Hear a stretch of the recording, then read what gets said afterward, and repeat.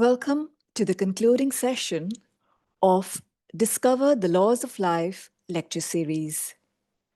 Today's session, which is titled Purpose of Life Finding Absolute Fulfillment, will be facilitated by an alumnus of the Vedanta Academy.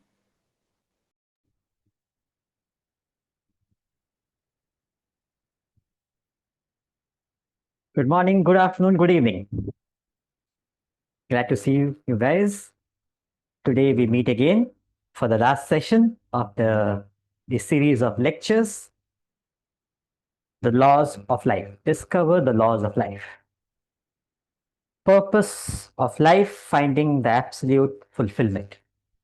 Now, till now, the sessions what we have covered was more practical application of Vedanta, where we talk about ourself. We discussed in the first session, experiences, ourself, success, prosperity.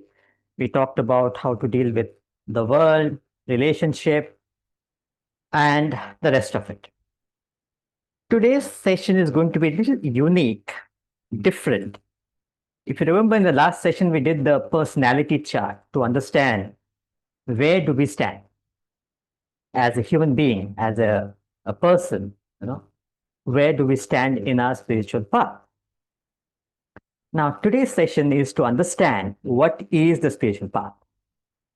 What is the spiritual purpose? The purpose of life? Finding absolute fulfillment. So, to start with, so the pattern of the day will be, we will try to understand the fundamentals of Vedanta, and then we will try to understand what is that reality they are talking about in few ways. And then we will try and get into the practical application of these laws in our day-to-day living. How do we become a better person? How do we progress in life? Remember, we discussed one point, very important. It is not the speed which is important. It is the direction in life. Which direction I'm going, I'm moving. I need to know for myself. So the purpose of life defines my direction, gives me that location, a destination. In fact, Vedanta, if you talk about Vedanta, it is like a GPS. A GPS does two things. Vedanta is like a GPS in our life. It does two things. What's the first thing? It tells us, where am I now here? The present location. And the second thing is, where do I want to go? My destination. So a GPS, by far, it has two aspects, two things to do. One, to say, where do I stand now here? And where do I want to go? My destination. Vedanta gives us this perspective in life. Where do I stand in terms of my present spiritual development, which was the last session, personality chart, where we analyze this is where we stand at the different level of my personality. At the physical level, how do I perform action? At the emotional level, where do I stand? At the intellectual level, where do I stand? This is me. This is what is happening right now. But I need to also understand, where do I want to go? What is my destination? What is the purpose of life? For everybody, all of us. Is it merely to be born? If you look at the pattern of life we are leading, we are born, we keep talking, crawling, walking, we discussed it earlier, and we keep on moving in our journey of life. We get into relationship, we get into business, profession, then we get married, then we get children, then we get old, then we one day die. And then again we are born. So there is a pattern which keeps on repeating again and again. Now, is there something more which we should be trying to achieve while going through this natural pattern? You don't have to put any effort. You naturally grow physically. But what do we do about our inner personality? And that's where Vedanta comes in and gives us the destination. Where do I want to go? What is the purpose of my life? Why am I born? Where did I come from? Where am I going? Do I understand what am I supposed to do in this journey, in this sojourn of life?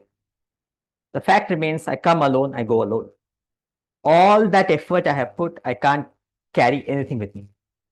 Does it mean I run away? I don't do anything? No, it can't be. I should be doing what ought to be done. But what is my attitude in life? And remember, we started by saying the direction in life. What direction I'm taking in life? All my actions, emotions, and thoughts should be directed to reach my destination. Now, to start with, we discussed earlier, till now we have discussed about the physical body. I'm just revising it. Physical body merely performs action, it perceives and it acts. Discussed it earlier. Beyond the body, the gross body, there is the inner personality, which is nothing but the mind and the intellect. What is the mind? Mind has emotions, feelings, likes and dislikes, desires, impulses, indiscrimination. That aspect of my personality is called the mind.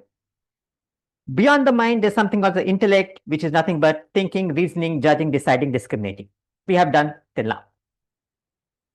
What we have not covered till now, what we are going to cover today, is something called as what is beyond this body, mind, and the intellect. And that aspect is called as self, God, Allah, Vaheguru, Bhagwan, whatever you want to call it as. Doesn't matter. It's just a name, just a word. Nobody knows what is God, who is God, where is God. So it's just a word being defined by given to that unknown reality. So a body, mind, and the intellect is our personality. Body is our physical body, gross personality. The mind and intellect is our inner personality, which we have discussed earlier. All this, the unifying factor is God. That reality, that consciousness, that pure awareness, which is enlivening the body to act and perceive, the mind to feel various emotions, intellect to think various thoughts. So it is that life-giving principle which we call as God, Allah, Vaheguru, Bhagwan, different names, different words being used by different religions. Doesn't matter the words. But it is referring to that reality. Now, the difficulty these masters have in communicating about that reality, and because of the lack of communication, there is various misunderstanding of spirituality. And the difficulty these masters are facing is because the limitation of our personality. Our personality, what we are aware of, is perception, emotions, and thoughts. Perceptions at the level of the body.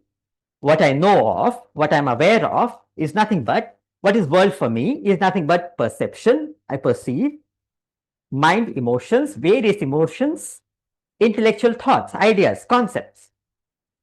Now, the reality, God, Allah, Vaheguru, Bhagwan, is not a concept.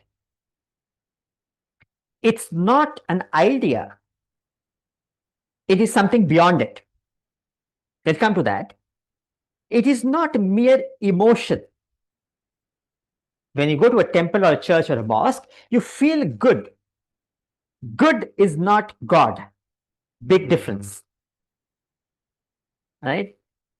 You may feel that experience, you may feel that oneness, but that is far from that reality, which we are referring as God.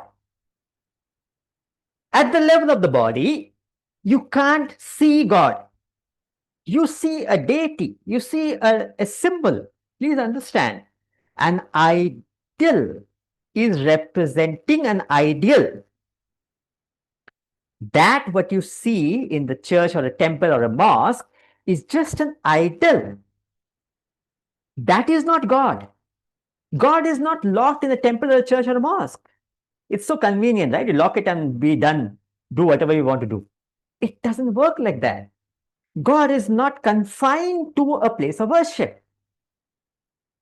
So God is not an object of perception. God, you can't see God. Then what is that deity which we are worshipping? So much happening. Ganesha we worship Janmashtami, we worship. What is that we are talking about? It is representing the highest. How do we understand that? A marriage ring represents the sacred union between you and your partner. Marriage ring is not the marriage, right? It represents something beyond it. It's an idol representing the ideal. In other words, if the marriage ring is lost, you don't have to look for another partner. Convenient, but not required. That's not the way. So, marriage ring is just representing something beyond it. It's not confined to just that ring. You can just change the ring. The national flag is a symbol, an idol representing the nation, ideal. If the national flag is stoned, it doesn't mean the nation is stoned. It is something beyond it. It is just an idol. Similarly, God, Allah, whatever the reference be, right, the idols be, it is representing something beyond the reality, God, Allah, whatever that self is. In Vedanta, we call it Brahman, Atman, all these are same. Synonyms. You can just write it equal. Brahman equal to self, equal to Atman, equal to God, equal to Allah, equal to Bhagwan, equal to whatever you believe in, all they are talking about this reality, what they are representing. It can be Christ, Buddha, Mahavir, Krishna, all the great men, all self-realized masters are only talking about that one reality. There is no different reality for different religion. There's nothing like that. It is just one reality they all are talking about. Now, as a human being, what these masters are saying is our purpose is to understand that reality, which will be the thought flow for the day, the session for the day. Now, before we get into that, let's understand how does this reality, God, functions in all of us. It is important to take away the misconception first before we understand what perhaps can that be. A lot of us, we say that, God will help me. God is not doing anything for me. Why God is doing this to me? All these understandings can be corrected by a very interesting analogy, a comparison between how does God functions in all of us can be compared how does petrol or a fuel functions in a car. Petrol versus God. So comparing how does God functions in all of us versus how does petrol functions in a car. What are the point of comparison? First point of comparison is petrol causes movement, but it is immovable by itself, meaning you have to go somewhere. You don't open the tank and ask, are you okay to go? Is it fine if I go? No answer. Does it mean that you don't want to go? No answer. Petrol has no problem to go anywhere. Petrol has no problem not to go anywhere. But without petrol, there is no movement possible. The car can't move. Similarly, God, it causes perception, emotions, and thoughts, like we said, right? It is that within us which makes us see, perceive, feel, think. But God has nothing to do with our perceptions. God doesn't feel anything. God doesn't think. It is inconceivable. It's beyond it. So without it, there cannot be any perception. Without it, there cannot be any emotions. There cannot be any thoughts. So it is the life-giving principle in all of us. But God has no perception. God has no emotions. God has no thoughts. Okay? How does God functions? First point of comparison. Second point of comparison is performance are different, but petrol is same in one and all. You have a Ferrari, you have a Nano, a biggest, fastest car, or a smallest car. The fuel is the same. Don't say, sir, it has a different type of fuel. Argument's sake, it is a similar fuel, right? Fuel is same, but the type of performance are different. One car zooms, the other is struggling to move around, right? It has a limitation of the speed. So the performance is dependent on the engine and of the car, but not on the fuel. Similarly, there are people who are the best, the enlightened one, the scientist, or they're aborigine, illiterate people. All of them, the common factor is that life-giving principle, that God, Allah, Vaheguru, Bhagwan. That is common. Remember in the last session we discussed about being able to go through the differences and see the unity in diversity. That is true knowledge. Doesn't matter if you have read Bhagavad Gita or read the Quran or Bible, that doesn't define true knowledge. True knowledge is defined by your perception. What is your perception of the world? If you see differences around, you have not gained the knowledge. If you are able to go through the differences and see the unity in the diversity, that is sattvic knowledge, pure knowledge, true knowledge. So, you see an illiterate, you see an aborigine, not even able to function, and they are advanced people like all of you, managing AI and handling things, and smart people moving around, and they are the self-realized masters. They have given their life for the society, for humanity. Only point, they want to pass the message. They have nothing to gain from us. They're dead and gone. Thanks to that we have the knowledge passed on. So the self is the same. That life-giving principle is the same. That's a common factor in all. And the third point of comparison is it causes accidents or save life. Petrol is not responsible. Other words, there's a car meets with an accident. You can't say the petrol is responsible for the accident. It's a fact that if the car went out of petrol few meters before the accident, you could have saved life. But petrol is not responsible for the accident. Also, there's an ambulance car coming and saving lives. Same petrol. You can't say there is an accident petrol and there is a safe petrol. Petrol is neutral. It has nothing to do with accident or saving life. Similarly, there are terrorists killing people in the name of religion, irony of life.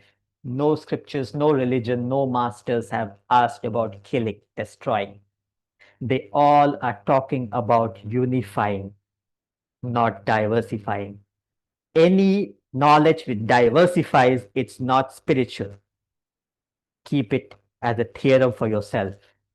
Wherever you go, if a knowledge is making you seeing things differently, is diversifying it, then it is not true knowledge. A pure knowledge, spiritual knowledge, religion, or any form, doesn't matter, any scripture is always talking about unifying. So, a terrorist is functioning, killing people, and sage is also functioning, saving people. A doctor is functioning, saving lives. In all of them, the common entity is the self. Self is not responsible for terrorism. Self is not responsible for saving lives. It is how that person uses the reality. The self, the life-giving principle. All of us have the same. So, How does God functions in us? Like a petrol in a car. Petrol has no desire to go anywhere. Petrol has no desire not to go anywhere. Without petrol, there cannot be any movement. Similarly, God has no desire to perform any action. God has no desire not to perform any action. Without that reality, there cannot be any performance of action, emotions, or thoughts. Second, God, petrol, it is not responsible for the performance. It is performance is the car or the engine is responsible for the performance, not the petrol. Similarly, how do we conduct ourselves? An illiterate functions differently, an average person functions differently, and a realized person functions differently. That is dependent on the personality, the individuality, not the reality. Stop blaming God. The third part is God is not responsible for the type of action. You can be doing a good action or a bad action. That is, God is neutral. It has nothing to do with it. It helps you. If you want to do negative action, it helps you. If you want to do positive action, it helps you. It has no part to play in either way. Right? So this is how God functions in all of us. Now, going back to the last slide, basically we said that reality is what we are talking about. So we're taking out the misconception that God is not something which we all have a different understanding of God.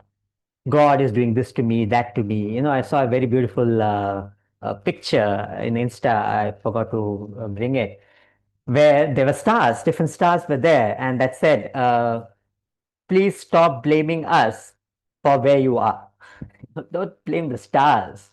Don't blame others. Don't blame the world for where you are. Whatever, wherever you are because of your past action. Stop blaming others. So it is high time we take up that responsibility on us and do something about it. So understand that purpose of life. Now, let's make it more relatable. How do we understand that reality? What is that God, Allah, Vaheguru, Bhagwan? What is that? Start from the known factors. Always remember, go from known to unknown. We're talking about something unknown. We don't understand that reality. We cannot understand it. We can only become it. But to go to that, we have to go from the known factors. What are the known factors? All of us are constantly seeking something constantly, everywhere, whoever we be, wherever we be. We are constantly seeking something. If you think carefully, we all are looking for that something. And what is that? We call it as happiness, isn't it? Contentment, peace, joy. We are looking for that satiently, continuously, all the time. Everybody. It can be a beggar or a king. Everyone is constantly looking for that factor called as happiness. And what is the irony of things are, nobody has found it. All of us are searching for something. None of us have found it. Can you imagine how annoying that can be? Very interesting. Oscar Wilde says there are two tragedies in life. One is not getting what one wants, and the other is getting it. Oscar Wilde says there are two tragedies in life, two problems in life. One is not getting what you want, and the other is getting it. But how irritating can it be? You have worked for it entire life, morning till night. You're working for something every day, every moment. You believe this is what enjoyment is all about: happiness, joy, contentment. And you achieve it, you get it. And then you realize, oh my God, it's not there. Bill Gates, I don't have the quote here. He says, everyone should reach where I am so that you understand this is not where you want to be. It's not there. You cannot find happiness in the world. It's not there. In different ways, we are trying to achieve it. We want happiness, yes. How we are trying to achieve it? through different aspects of the world. If I get that, I'll be happy. If I get that, a child is preparing for the 10th standard exam. If I get that 10th result, I become the topper. That's all I want in life. You get it. You're happy? No. Then the next thing, what do we do? Go next, higher. After that, sir, I need to do at least 12th I should do, right? You get the mark, the best. You happy? No, sir. 12, what is there? You need the admission in the college, in the graduation. No, minimum. You have to do. Okay, you got it. Is that okay? Sir, campus. I need to be somewhere. Okay. Okay, you got campus, the best. Whatever you thought of, you got it. Are you happy? Sir, no partner, sir. Nobody is talking to me. Entire life I spent on studying. I don't know whom to talk to now. You got a partner. Is that okay? Sir, uh, I want to get married. It's not happening. So it keeps on evading. It keeps on moving. We believe that aspect of the world is going to give me happiness, contentment, joy, which when we reach there, we don't get it. So irony of life is we all are seeking for something called as happiness. None of us have got it. But there is a evidence of these realized masters. They said, having reached that state of reality, whatever that be, of God, Allah, Waheguru, Bhagwan, having reached that, they have experienced the sense of fulfillment, the sense of satisfaction, sense of contentment, which we all are seeking externally. They are saying that you can get it here and now. You don't have to go anywhere outside to get it. It's within you. That's what they're saying. This is a statement. Now, we don't understand what they're saying. Let's try and understand it with a example, a coil spring example. Okay. Now, imagine a coil spring, 4 feet high. You compress it to 1 foot.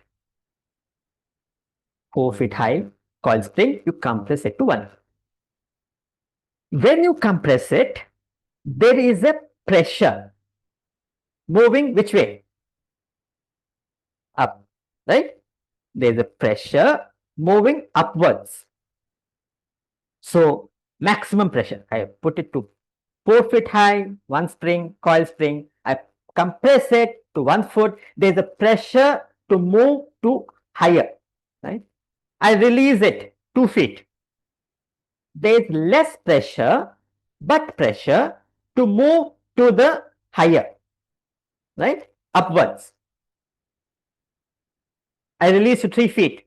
So 4 feet high, I release to 3 feet. What happens is less pressure, but there's pressure to move upwards. I take it to 4 feet. Is there pressure? No, no pressure, right? I compress it again, 1 foot. Is the pressure? 2 feet, yes, less. 3 feet, lesser. 4 feet, no pressure. Question is, why is there no pressure felt when we reach 4 feet? Why was there a pressure at 1 foot? It's a big group, so I can't ask questions, but it gets difficult. But you can think about it.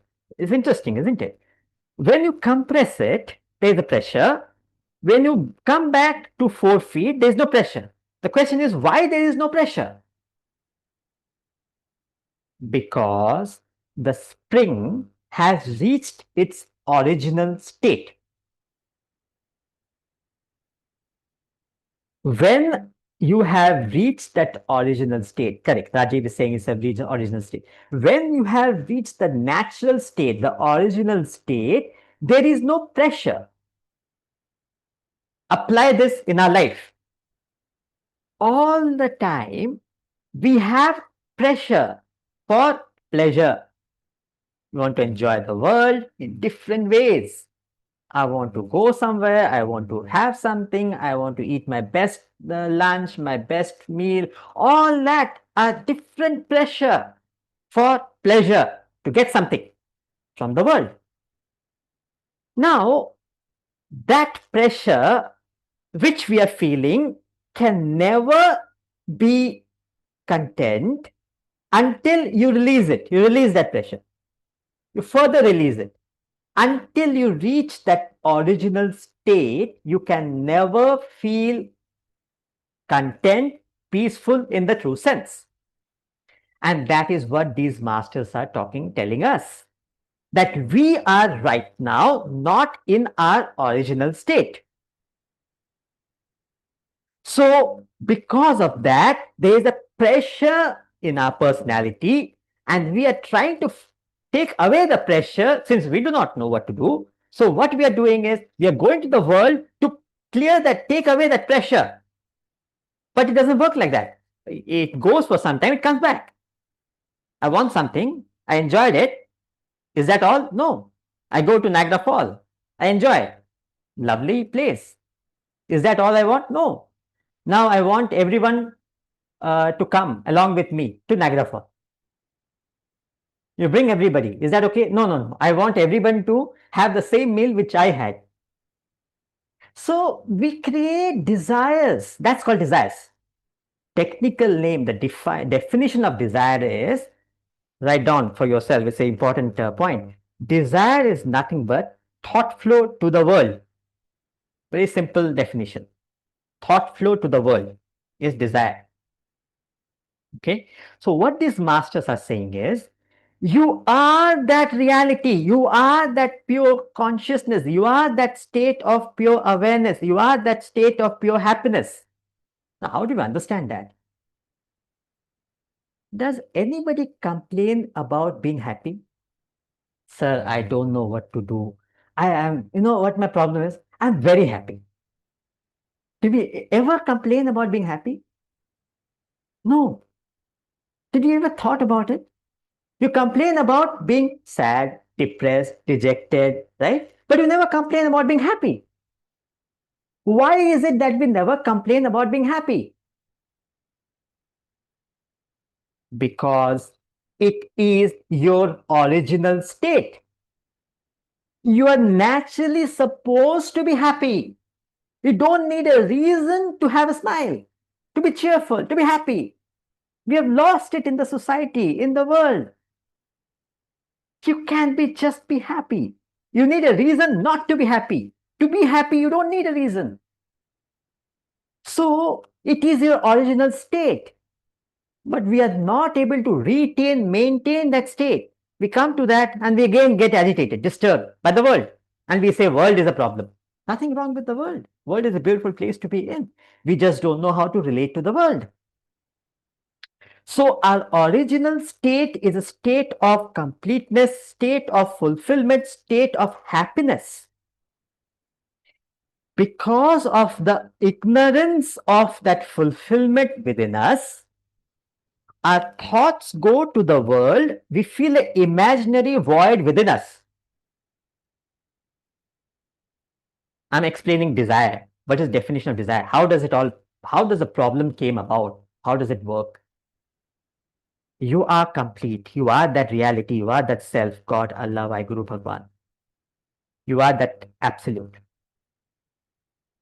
Ignorance of that reality, ignorance of that completeness, that fulfillment creates an imaginary void within the personality, and all the thoughts go to the world to fulfill that void, that hole in me.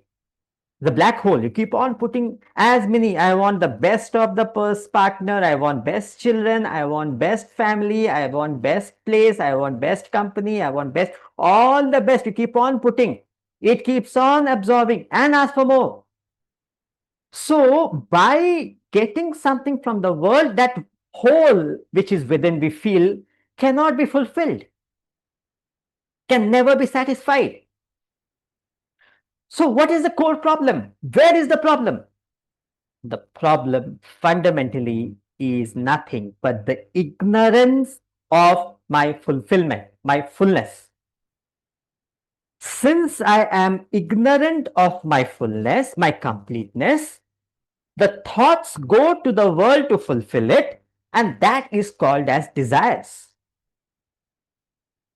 And that's why desires are personified in every religion. Everyone is talking about this something called as desire. Human minus desire equal to God. When you are able to get rid of your desires, you reach that state of absolute. In Christianity is called Satan. In Islam is called Shaitan. Hinduism is called Asura. Buddhism Mara. Zoroastrianism is called Ahriman. So they all are talking about that desire which is not letting me understand my real nature, my state, whatever that be. So what we are referring to? Let's summarize. Lots happening here. We are saying, we discussed about the body, mind, intellect, the personality. Today's session, we are going beyond to understand the purpose of life.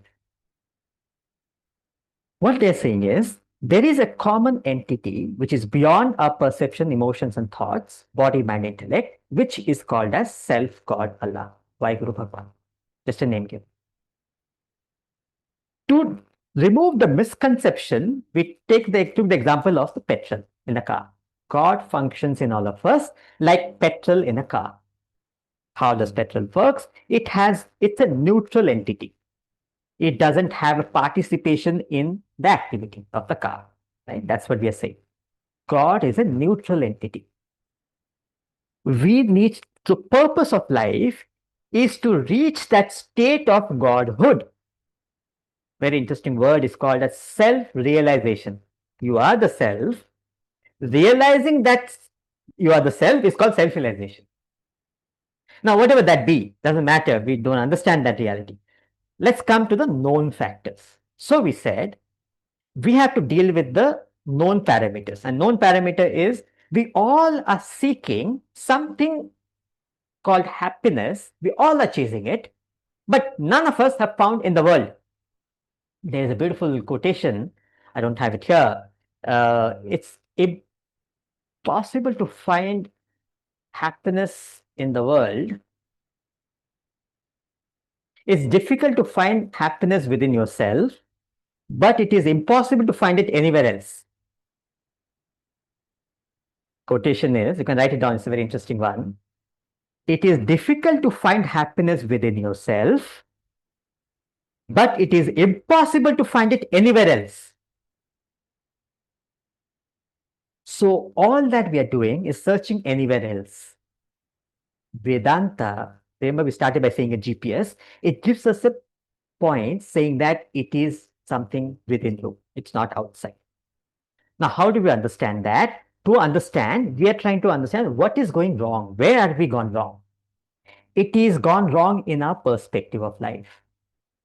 All through our life, we are chasing the world to satisfy and fulfill that something called desire, which cannot be fulfilled in the world, which we should analyze for ourselves. And then comes the statement by all the religion, all the masters, that desire is the barrier between you and God. You understanding that reality. So comes down to what can we do about it? So there's a lot of ideas going on. You can write it down, and I'm just trying to cover the points. It's there in the textbook by Swamiji, Vedanta Treatise. You can read it. But for all purpose, I'm just covering it. You can get a better understanding there. So how to deal with desires? Understand one thing. Spirituality is about desires. We have discussed why. So what are they saying? They're saying, first understand your desires, direct your desires, eliminate your desires. First understand my present nature. Let's be honest, let's be factual. This is me. This is my personality. I have desires. Nothing wrong with having desires. Let's be honest, I need to do something about it. So there's a pyramid, okay? The bottom one maximum desire. When you're on the bottom of the pyramid, you have maximum desire. And these desires are going different directions. When I myself don't know what do I want in life, what do I want? I want a car, I want a partner, I want a phone, I want a business, I don't know what I want. Every day it keeps on changing. So the direction, if you see the bottom panel, there is desires going in different directions. With knowledge, with understanding of life, what happens is, how does it help is, it gives you a better understanding of things. You are able to understand your desire and direct your desires. Yes, I have desires. You remember we discussed about ideal. I need to have a higher goal, a higher purpose. What am I doing? Why am I doing? It can't be just to make a living. We are human beings. There's much more superior purpose to live for. You can't be living for petty things. Money comes and goes, it doesn't stay. That can't be my purpose of life.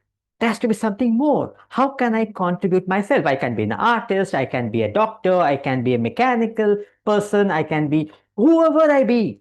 I have a nature. How can I use my nature to contribute and help the society? I am directing my purpose, my desires, and that is directing higher. Remember, we said higher is defined by larger number of people. My actions is benefiting only one person versus my actions. That's my family. My action benefiting the society, my country, the world, humanity, all beings. So higher and higher we need to go. That is how we are. So what happens is your quality of desire increases, your quantity of desires decreases. As you move higher with knowledge, as you gain the higher purpose, higher knowledge, understanding of life, your quality of desires are much subtler, much better quality. It's not gross. I want that for myself, only me. You don't go for that, but you genuinely have a higher vision, higher understanding of life, and your quantity of desires reduces. And further on, it becomes subtler. So you are able to reduce your desires. Remember, we said control, direct, reduce. And further on, you are able to eliminate the desire. Last desire for realization, the subtlest desire, and you go beyond desires is a state of godhood, realization, self-realization. Now, this is a understanding of what do I do with my desires. Now, how to do it, the last part we will be discussing about, a very interesting part, keep it in your reference, is very important. Body, mind, intellect, we have discussed till now. The problem is, so that's matter, body, mind, intellect is matter, means made of 5 elements, and the self is the life-giving principle, okay? The problem factor is that all my interest is towards the world. So body, mind, intellect is engaged with the world. I want something from the world with the belief that that will give me enjoyment, happiness, contentment, what I am looking for, but I have not got it. So it's called bhoga in Sanskrit, means devolutionary materialistic action, indulgent action in the world. Nothing wrong with the world, please. World is a beautiful place, but the attitude with which I relate to the world, I want something from the world. A meets B is thinking of how can I get something from the world, from others. How can I optimize myself? How can I get more from them? Mind, how can I get emotions? Everybody should cater to me. Everyone should talk about me. Everyone should, like me. No one should hate me. All the likes, Instagram likes should come. No dislikes should come at level of mind. Or the intellect. Everybody should listen to my ideas, my thought. I think I am right. Everybody should go along with my ideas. Intellect. So body, mind, intellect is all the time focused in the world. And what I do is, in the bargain, with the understanding of reducing desire, unfortunately, innocently, ignorantly, I'm collecting more desires.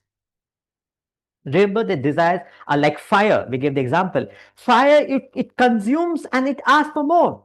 And since I'm running after the world, so I keep on doing whatever I believe is going to give me happiness. I keep doing it and I satisfy myself and it asks for more. I have to keep on satisfying it, and it is a never ending cycle. So, what do I do? How do I go about it? What is spirituality? So we said spirituality is to step back and understand it is to do with your desires. Desire definition, thought flow to the world. It is to reduce your thought flow to the world. So how you remember the pyramid? Back of your mind, you can keep that pyramid. Deal with your desires. It's not running away from desires. I have a desire, nothing wrong with it. But what am I doing about it? Am I increasing it or am I doing something about it? Handling that desire. And how do you handle desire? By understanding my nature, my desires, by reducing it, by giving it a higher purpose, and further eliminating that. Leave that. That's ultimate. It's an effect of spiritual growth. However that be. Now, how do we go about it? The practical way of it is at the level of the body. So what they're saying is shift of focus. That's all we have to do. Perspective. How can I live my life to grow as a human being, to become a better person? That is spirituality. Spirituality is about evolutionary living. It's a progressive path. It is about going and figuring it out. How can I deal with what is a problem factor? Where is the source of the problem? Deal with that. It's not running away. And that's why we said there is nothing like retirement. It's not running away from the world. It's not running away from actions. It is acting. But how do you act at the level of the body? It's called karma yoga. Yoga is derived from a root yuj, Y-U-J. It's a Sanskrit term. Derived from the word yuj, Y-U-J. Yoga in Sanskrit is equal to religion in English. Religion is also derived from a Latin term, religare. Religion in English is equal to yoga in Sanskrit. They all are talking about uniting, getting back to your original state, getting back to that state of godhood. You are that God, you are that reality, you owe that, you have that. Just don't know, just ignorant of it. That's about it. So, knowledge of Vedanta gives us the understanding of your true nature. It's just a mirror keeping in front of us and saying, this is who you are. So, how do I go about it with my present state, wherever I am, whoever I am? Deal with my desires. Be realistic. This is what I am. So, at the level of the body, what I can do is karma yoga. Karma yoga. Karma means action. Yoga means to get back. Making my life meaningful. Making my actions purposeful. What am I doing? Why am I doing? Having a higher goal and a higher purpose in life, an ideal in life. It's not a mechanical, routine way of living. No, I can't be living like that. What can I do to contribute myself for the society, for the world, for others? How can I make a difference for other people, for humanity, for all other beings? That attitude in life is karma yoga. Action with purpose. Karma is action, yoga is purpose. Purpose to get back, to grow as a human being. How to use action, and that gives you motivation, that gives you energy. So you're performing action, but the attitude is, how can I get back? How can I grow with this action? So you're genuinely concerned, thinking for others. That's karma yoga. Simply put, you open the door and you say, Après vous, after you. When the flight lands, sit down, relax. It's not taking off. Let the other people go.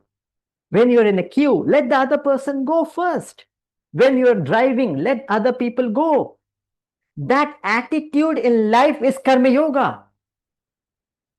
So we can perform, we can apply it anywhere in life. A thought for others. Now we are so preoccupied with ourselves, we don't even see that there is a need for others. The people may have a requirement around us. We don't know. We don't see it because we are so full of ourselves. So that unselfishness in action is karma yoga. At the level of the mind, it's called bhakti yoga, path of devotion. Using our emotions to grow as a human being. Love and devotion are the same emotion. When you have that affection identification with the lower object of being, it is love. You love your pet, you love your siblings, you love your all your people, so you love your friends. So love is towards the lower. You are devoted to your parents, you're devoted to your teacher, you're devoted to Guru or God. So same emotion, the direction is higher, is called devotion, lower is called love. So that attitude in life to purify your emotions, ability to identify a constant awareness of the divinity around us. Do we realize we all are breathing oxygen? Sir, what nonsense. Yes, of course, we all know it. During COVID, I came to know there's something called an SpO2. In the oxygen, in the blood also, there's an oxygen level. I didn't know that. If that goes below a percentage, it is a big deal. Who is maintaining it? The day I'm born, the mother's milk is available. How is it happening? Everything around me is being taken care of. The blood vessels, the heart is pumping from the day I'm born till the day I die. How is it happening? All that is happening in my personality. And what do I want? One more thing. I go to God and say, Sir, please, can you give me one more thing? Prayer and worship is not beggary. It's not going to a temple or a church or a mosque and ask for some favor. Please, we need to realize, recognize what all we are enjoying in the world, in life, with nature. Everything we are being provided with. Millions of things we have. One thing is missing, and that is our problem. That one thing. That's the mind, right? Mind wants that one thing which is missing. Unaware, unconscious of all that billions and trillions of things which we have now here. That acute awareness is worship, bhakti, nothing else. You don't have to go anywhere. You have to worship, you don't have to do puja. You may do it, nothing wrong with it. Without that feeling, if you do it, has no meaning. With that feeling, you may do, may not do, doesn't matter. So, what is important is that awareness, that genuine feeling of I have it all. I'm being provided everything. That is bhakti, path of devotion. And the last, at the level of the intellect, is jnanam, jnana yoga. Very beautifully, Adi Shankaracharya ji explains what is jnanam. He doesn't say anything about reading a Bible or a Quran or a Bhagavad Gita. Doesn't matter. He says in one line, Nitya, Anitya, Viveka, Vichara. What is jnanam? What is true knowledge? He says, Nitya means permanent. In Sanskrit is negative, like violence, non-violence. Similarly, Nitya, Anitya means unreal. Nitya, Anitya, Viveka, intellect, Vichara, thinking. A constant awareness of what is permanent and what is impermanent in life is knowledge, is true knowledge. If I'm able to maintain that constant awareness of what is permanent in life and what is impermanent in life, I have gained that pure knowledge. I have the true knowledge. So, at the level of intellect, I need to have the right understanding of life. Simple example, practical terms. A student goes to a college. right? Permanent and impermanent. What is impermanent? All the experiences in the college is impermanent. All the people we make, friends, all that going on, enjoyment, all that happening is impermanent. What is permanent? The knowledge I'm gaining from there is permanent. The speaker here is impermanent. I may not see you anybody of ever again in life. Don't value the speaker. Don't value this personality. Value the knowledge you're receiving. That's permanent. Give importance to that. Take that. Live that. Try and understand what is being communicated. That is value what is permanent, not the impermanent part of life. That is true knowledge. When you are able to perform with karma, bhakti, jnana at the level of the body, mind, and intellect, you reach a state called as uparati, objectivity, detachment. A state of the mind where your intellect is able to keep the mind in place, not getting involved and attached in life. You reach a state of objectivity, uparati. When you keep performing karma, bhakti, jnana, body, mind, intellect, you further move to a state of dharana, general concentration. Meaning, remember we said Vedanta makes you efficient, Vedanta helps you to optimize yourself. This is what we're talking about. It helps you to be able to concentrate in whatever you take up. You don't have to work from 9 to 5. You become smarter, you become sharper, you can achieve your task in 2 hours. Let's be honest, how much of the time you're spending for, it can be study, it can be job, profession, whatever business, how much of your time is actually being utilized for thinking, for the work in hand? It's all distracted. If you are able to focus on the task in hand without getting distracted by the past and the future, is called concentration. The definition of concentration is intellect holding the mind in the present action, not allowing it to slip into the past worries or the future anxiety. You are concentrating.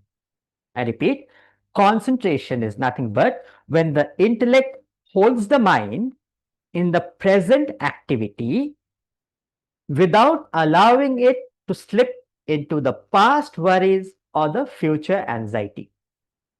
That is called as concentration. When you keep performing karma, bhakti, jnana, keep performing sacrificial action, devotion for the higher, and having the right knowledge, when you grow up further, you are prepared for something called dhyana, popularly known as meditation. When you have disciplined your mind, when you have controlled your mind, you have got the control of your personality, you are able to find your way, whatever you want to do, you want to achieve, you get it. You are prepared for the state of meditation. Meditation is a single pointed concentration. Dharana is general concentration. Meditation is a single pointed concentration. So it's like, imagine a dart board. You are able to throw the darts and you are able to achieve. So earlier you're not even able to put it in the board itself, right? So you keep on practicing and what you achieve? You achieve the board in the circle, concentric circle. You're able to hit it at least inside the circle. Somewhere it's hitting, right? That is dharana, general concentration. In the task, at least the mind is able to hold, the intellect is holding the mind in the present task. Meditation is bullseye. Every time you hit the bullseye. That requires preparation of the mind, my friend. It does not come naturally. You cannot meditate unless you have reached the state of general concentration. You cannot reach this general concentration unless you are objective. You cannot be objective if you don't have a purpose, a higher goal in life. Karma, bhakti, jnana. Action, emotions, knowledge. Give it a higher direction. Purpose of life is to reach that state of moksha, self-realization. Through meditation, you reach the state of self-realization, moksha. So it is in our interest to apply this knowledge and find out where do we stand, wherever we are. Each one of us have to use our personality to grow as a human being. So it is in our interest to keep this understanding going, and see, end of the day, it is the knowledge alone which will help you. There's nothing else. So try and gain the knowledge. There is a structured way of learning which Swami has given, as I had mentioned. So you'll do good. We have some thoughts presentation which will help you to understand better. Thank you so